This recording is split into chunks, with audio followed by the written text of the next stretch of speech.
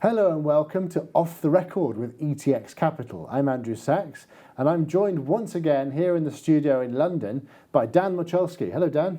Hi, how you doing, Andrew? Very good, nice to see you. Lovely to see you and thanks for inviting me. Great again. pleasure, I'm glad you're here. And Dan is regional head of business development at eToro. Sure.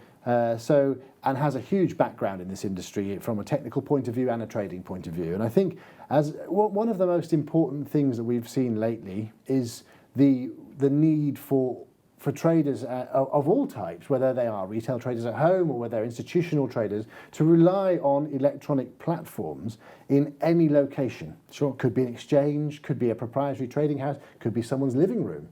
So that at some point, we're now at I think we can probably, to use one of your phrases, give ourselves a bit of a pat on the back as an industry, because we have really mastered the trading platform technology from a proprietary platform point of view. Yep. It's almost taken for granted that this is an excellent piece of technology and that everyone really relies on it, and you very rarely hear of anything wrong with it. But there was a time when that didn't exist, and there had to be a transition between very senior traders who were used to using voice, phones, standing in a stock exchange, shouting the orders as though it was in a market, to move towards the silence and the seamlessness of the platform development sector. And both of us have worked in the development of those platforms over our careers. So there's definitely things to be.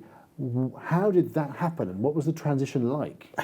I have to say, I was one of the first people, I think, that I joined the industry in 2000 when we were first starting to have online platforms. That's right, yes. And they were nothing like, in fact, they were more almost like chat facilities. They were. Things like Matchbook FX, that kind of thing. It certainly takes me back. And as you say, what was actually happening is a client was just using a chat feature to say, what is the price of Eurodollar? The dealer would input the price of Eurodollar into the chat box, and the client would decide whether to trade off it or not. And that was obviously superseded by streaming prices, which was, and now we're in a situation where we're pushing 5,000, 6,000, 7,000 prices across a range of different products within one platform. Yes. And it's completely different. And from different venues and different types. Some of them are over the counter, some are listed, all on one platform. Yeah, it's a completely different world. But I suppose that is relevant now in that if we look 20 years ago, I think the market was more aware of how products or assets and exchanges had different kind of foibles and different kind of reactions to certain price movements, but maybe the audiences are having to learn about now. Yes. So if we look at the situation with GameStop, or if we look at last year's situation with oil, now a whole the negative equity. Absolutely. Yeah. So a whole new kind of a cohort of traders and investors are learning about these new aspects to the market, whereas 20 years ago, perhaps when a lot of people actually did work on exchanges or they worked on the floor and traded financial markets, they were more aware that an exchange could have an outage, and they knew how to react to it. So I think a lot of what we're having to do now actually is we've got this product that is great. It allows people to trade easily. It allows people to have an idea and react to that idea within seconds. That's right. But I think we also have to educate on actually how the market works. And I agree. You will know, working for a brokerage, and obviously I know as well through working for brokerages, that sometimes prices do get removed, sometimes exchanges do go down, and it's how we react to these things. And there are data providers that are specific to this industry. They have grown up around even external platforms. They came about because of external platforms having to be integrated. And then they work towards integrating themselves into proprietary platforms. There are some 5 or 6 companies around in the world that give that service, and they know exactly when there are outages in every brokerage in the world because they're carrying all the data. Sure. And the value of that data is massive, So it might not get noticed in some places, but outages are, because you're sort of removed a little bit from the coalface of the old trading floors, outages are not necessarily noticeable to those who aren't able to spot them. Sure. That's the thing. It's more easy to ride over them and not notice them, but they definitely do happen. Well, I think in recognising that, everybody has counterparties, Yes. and almost your systems are only as strong as your counterparties are strong, and we all share similar counterparties. But I think so much of what the client base are learning now is this is not like going to the supermarket and buying in fact, one of the things that I use to compare this to, when brokerages have been criticised in the past, when a platform goes down because of the number of people that are trying to buy stock, when Tesco ran out of toilet roll, yes. No one's blaming Tesco for the shortages of toilet roll. That's right. And yet we do have a situation now where people are blaming the brokers, and that actually isn't quite right. The market, you've got to remember, it's based on an exchange. It is. And there's buyers and there's sellers, and if there's no sellers at a particular price, there is no market. That's right. And that's the thing now, because everyone's mind is focused on an electronic platform with prices on there, it is very easy to condition yourself to thinking that is the market. Sure. The actual platform with a list of products is the market. And it only is that if the broker concerned is not operating properly. Understood. And is not actually using the correct market parameters and is creating their own array of prices. Agreed. Now, booking, which is what the act of internalising trades, is a common practice, and it's fine as long as the correct prices are adhered to, and it actually helps prevent circumstances like that to a large extent. If there is no price on the outside, then you can take an average, and the internal dealer will then apply an average price and smooth over that outage. So it protects customers from having negative balances and things like that. It really works both ways. And I think clients will learn in time to realise the merits of different ways a brokerage might work. So take eToro, we do offer physical equities and we do offer CFDs. Yes. Now, physical equities, if, for example, you couldn't trade on a particular market, that is because it's unavailable. It's not available, that's right. It's not available. It's exactly the same way. ETX Capital has very much the same type of client base, actually. It is physical equities and indices and CFDs. Sure. And the majority of our clients are trading indices. Really? Actually, yes. So that is quite important to bear in mind, that this is a marketplace where, if, as you say, Tesco or Sainsbury's runs out of something, then there's a supply chain issue. Yeah. So something has to be done there to try to avoid an outage. Agreed.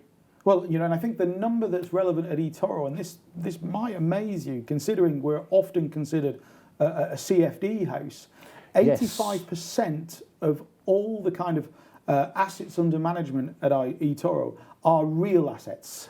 Yeah. It's only 15% that are gone through CFDs, and as you say, if that isn't available, that is because it's not available. Exactly, and I think that you're right about there are a lot of people now who have grown up in the era of electronic trading because it's been around since the 1970s. Sure. Okay, there was only a few, but there were some in the 1970s. So the kind of boom of electronic trading started as you say, in the 2000s, when a lot of new retail brokerages got into the market. So that was 20-something years ago. So there are people now who are 30, 35 years old traders. They don't remember manual trading at all. Agreed. So I think it's important that the way things work is explained a bit more, rather than just having actionable content on a platform. I think explaining how it works is important, because we know that we can get the data, but not everyone can, and there's less access to it. Whereas when you've worked for traders who worked in an exchange and were using a beige phone from the 80s to call their customer and then route orders manually and then call them out, order takes forever to execute. Yeah, sure. And there's no the pricing is vague because it might change in price by the time you've done that. Do you know what you could argue, Andrew, is when you had that relationship with your broker, that you recognised when you called them up, something happened on the other side.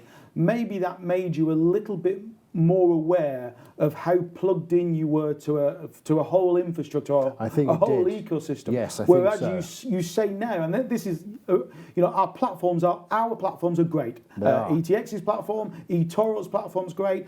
You see a price on there, you can trade it, and within seconds you're filled, and your order and your trade is there. But it tricks people into not understanding what is happening behind the scenes. Yes, that's right. Because we have also, ETX and eToro built our own platforms. Agreed. So we have our own internal, very highly technologically advanced platform development and support department, which keep that running and keep adjusting it to suit the customer base. Yeah, sure. So everything is finely tuned and so forth. So you kind of see this finely honed platform with the prices on it all the time working perfectly. Whereas in the old days, if you picked up your beige 1980s phone and you called the dealer, and the dealer was actually standing in the stock exchange, and then they had to go and manually put a piece of paper into a thing. Trade would take forever, but it was a relationship that people could see. And maybe that actually is a failing of the industry and something that we've got to work on, because there are a number of reasons why you might have an outage in any particular asset class. There are. And perhaps the way that most platforms deal with it is just by removing the price. Yes, which we saw in January with the GameStop thing. Absolutely. And lots of companies did. We didn't, but lots of companies did remove the prices. And that kind of communication to the client as to why that's happened perhaps was not as clear and as forthcoming as it should have been. Absolutely. A lot of clients panicked. And who knows what they thought could have been the reason. That's right, they didn't realise. I think that is something that the industry has to work on. We have to recognise that we've had a new cohort of clients come into the market that haven't seen outages of this time before, and perhaps, as you say, their exposure to the internet has not been like someone who's worked on the live floor, who's someone who's had engagement with the LSE. Exactly. So they expect WhatsApp to work when they log onto their app. They expect Facebook to work when they log onto the website, and I think they demand that now from their platforms. Absolutely, and you've seen it takes a few people who are very much at the forefront of this to be able to try and explain it.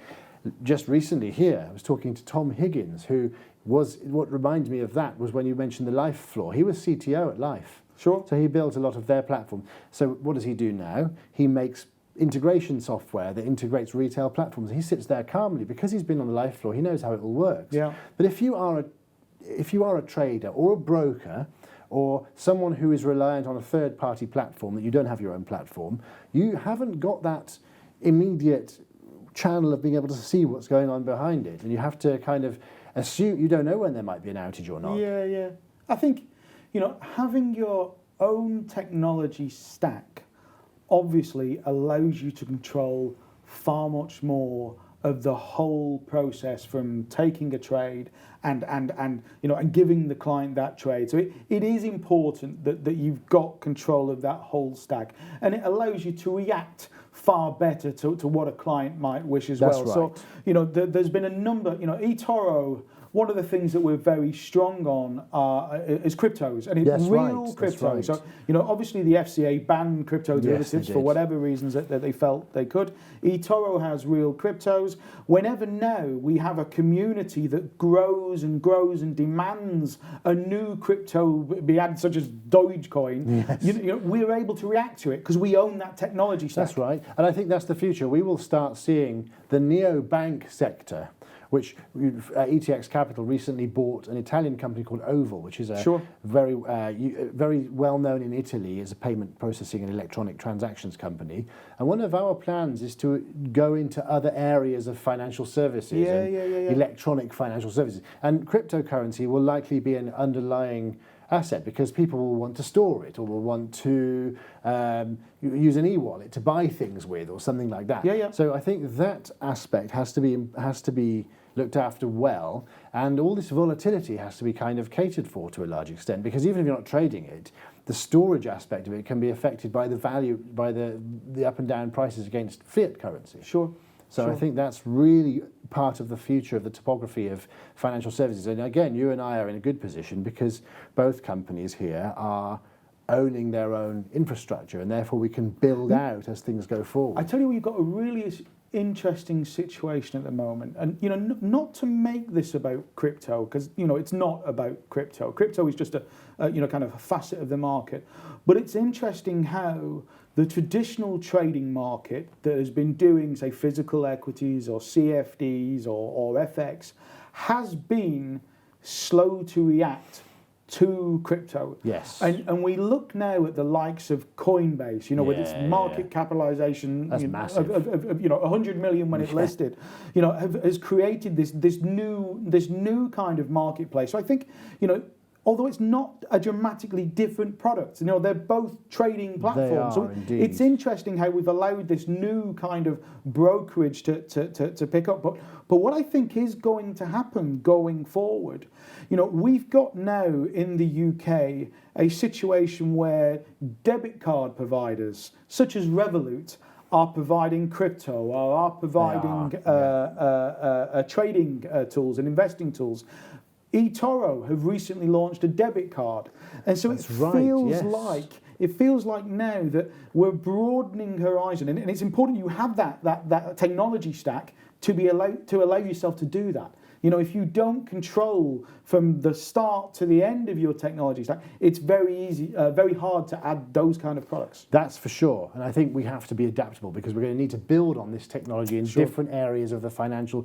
Because let's be fair, the electronic trading sector really kind of is the innovator of the retail financial world. Sure.